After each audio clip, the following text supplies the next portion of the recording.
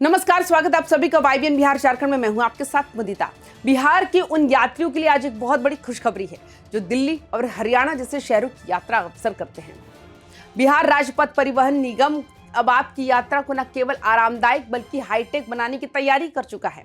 राजधानी पटना समेत बिहार के विभिन्न शहरों से अब दिल्ली और हरियाणा के लिए सीधी बस सेवाएं शुरू होने वाली है। लेकिन ये बसें सरकारी नहीं बल्कि लोक निजी भागीदारी यानी पीपीपी मोड पर चलेगी। इसके साथ ही बिहार की समृद्ध संस्कृति और पर्यटन को वैश्विक पहचान दिलाने के लिए भारतीय विदेश सेवा के प्रशिक्षु अधिकारी भी बिहार पहुंच चुके हैं। आज के इस वीडियो में हम आपको बस परिचालन के नए नियमों और पर्यटन विभाग की नई सक्रियता की पूरी जानकारी देंगे, तो अंत तक हमारे इस वीडियो में बने रहें। बिहार राज्य पथ परिवहन निगम ने बिहार से दिल्ली और बिहार से हरियाणा के बीच बस चलाने के लिए वाहन स्वामियों से आवेदन मांगे हैं। अगर आप भी बस मालिक हैं और निगम के साथ जुड़कर काम करना चाहते हैं तो आपके लिए सुनहरा मौका है, इसे छोड़िएगा नहीं। 10 फरवरी तक यानी कि 10 फरवरी तक निविदा यानी टेंडर जमा करने की समय सीमा तय की गई है। इस योजना की सबसे खास बात तो यह है कि पूरी तरह पीपीपी मोड पर आधारित है। निगम ने शर्त रखी है, जो भी बसें इन रूटों पर चलेगी उन्हें अपने राजस्व का 7% हिस्सा निगम को देना होगा। ये अनुबंध यानी एग्रीमेंट पूरे 5 सालों के लिए वैध होगा, यानी अगले 5 साल तक बिहार के लोगों को लंबी दूरी के सफर के लिए प्राइवेट ऑपरेटरों की मनमानी से राहत मिलेगी और सरकारी निगरानी में बेहतरीन सेवाएं मिलेगी। अब आपके मन में सवाल होगा कि पीपीपी मोड में इन बसों के चलने से आम यात्री को क्या फायदा होगा। दरअसल अब तक बिहार से दिल्ली और हरियाणा के लिए प्राइवेट बसें तो चलती थी, लेकिन उनके किराए और सुरक्षा का कोई तय पैमाना ही नहीं था। त्योहारों के समय मनमाना किराए वसूलना एक आम बात सी हो गई थी। लेकिन अब चूंकि ये बसें परिवहन निगम के अधीन होंगी, इसलिए इनका किराया सरकार तय करेगी। यात्रियों को टिकट के लिए ऑनलाइन बुकिंग की सुविधा मिलेगी और किसी भी शिकायत के लिए एक टोल फ्री नंबर होगा। यानी प्राइवेट ऑपरेटर की बस होगी, लेकिन अनुशासन और नियम सरकारी होंगे। इससे न केवल यात्रियों के पैसे बचेंगे बल्कि उनका सफर भी सुरक्षित होगा। सरकार इस बार बसों की क्वालिटी को लेकर कोई समझौता नहीं करने वाली है। निविदा के अनुसार केवल उन्हें बसों को प्राथमिकता दी जाएगी जो आधुनिक और नवीनतम मॉडल की होंगी। यात्रा के दौरान आपकी सुविधा और सुरक्षा के लिए बस में मोबाइल चार्जर पॉइंट, अग्निशामक यंत्र और आपातकालीन द्वार होना अनिवार्य है।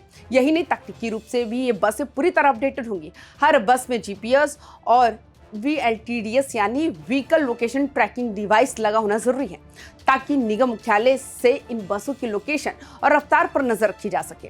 तो तैयार हो जाइए, अब बिहार से दिल्ली और हरियाणा का सफर किसी हवाई यात्रा से कम आरामदायक नहीं होगा। तकनीकी तौर पर इन बसों को इतना एडवांस बनाने के पीछे सरकार का एक बड़ा मकसद है सड़क सुरक्षा। लंबी दूरी के सफर में अक्सर ड्राइवर की थकान या ओवर स्पीडिंग के कारण हादसे होते हैं। इन नई बसों में स्पीड गवर्नर लगा होगा जो एक निश्चित रफ्तार से ऊपर जाने पर कंट्रोल रूम को अलर्ट भेज देगा। साथ ही VLTDS सिस्टम के जरिए अगर बस अपने रूट तय से भटकती है या कई अनाधिकृत जगह रुकती है तो निगम को तुरंत खबर मिल जाएगी। ये महिलाओं और अकेले सफर करने वाले यात्रियों के लिए एक बड़ी राहत की खबर है। सरकार का संदेश साफ है, हमें सिर्फ बसें नहीं चलानी बल्कि सुरक्षित सफर का भरोसा भी देना है। परिवहन के साथ साथ बिहार का पर्यटन विभाग भी इन दिनों काफी सुर्खियों में है।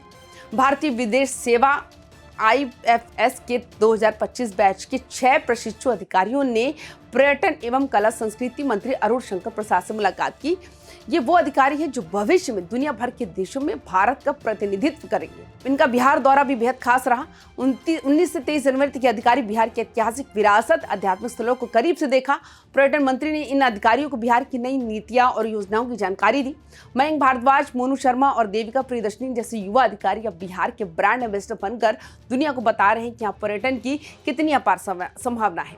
यहाँ ये समझना भी जरूर है, क्या इन 6 IGS प्रशिक्षु अधिकारियों का बिहार आना सिर्फ एक पिकनिक या विजिट नहीं है, इसे भारत की सॉफ्ट पावर कूटनीति का हिस्सा माना जाता है। बिहार भगवान बुद्ध, महावीर और गुरु गोविंद सिंह जी की धरती है। जब ये अधिकारी भविष्य में वियतनाम, जापान, थाईलैंड या अमेरिका जैसे देशों में भारत के राजदूत बनेंगे तो वहाँ के लोगों को बिहार की मिट्टी की खुशबू से रूबरू कराएंगे। वे बताएंगे कि बिहार अब केवल इतिहास का पन्ना नहीं बल्कि 1 डिस्ट्रिक्ट 1 प्रोडक्ट के जरिए आर्थिक प्रगति की ओर बढ़ता हुआ प्रदेश है। ये दौरा आने वाले समय में बिहार में विदेशी निवेश और अंतर्राष्ट्रीय पर्यटकों की संख्या बढ़ाने में मील का पत्थर साबित होगा। इन प्रशिक्षु अधिकारियों का कार्यक्रम सिर्फ बैठकों तक सीमित नहीं रहा। ये अधिकारी पटना के बाहर पर्यटन स्थलों, आकांक्षी जिलों और 1 डिस्ट्रिक्ट 1 प्रोडक्ट वाले जिलों की यात्रा भी कर रहे हैं।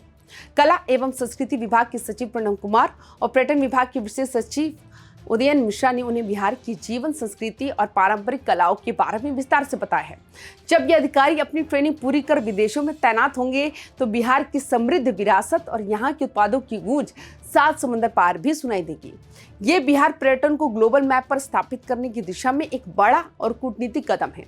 तो चाहे वो सड़कों पर दौड़ती आधुनिक बसें हो या फिर अंतर्राष्ट्रीय स्तर पर बिहार की ब्रांडिंग, राज्य विकास की नई राह पर है। दिल्ली हरियाणा रूट पर बस परिचालन से हजारों यात्रियों को सीधा लाभ मिलेगा। वहीं आईएफएस अधिकारियों को यह दौरा भविष्य में निवेश और पर्यटन को बढ़ावा देगा। आपको सरकार की पहल कैसी लगी? क्या आपको लगता है कि PPP मोड से बसों की सेवा बेहतर होगी? कमेंट बॉक्स में अपनी राय जरूर दें। बिहार की हर पॉजिटिव और बड़ी खबर के लिए YBN बिहार झारखंड को सब्सक्राइब भी जरूर करें। नमस्कार।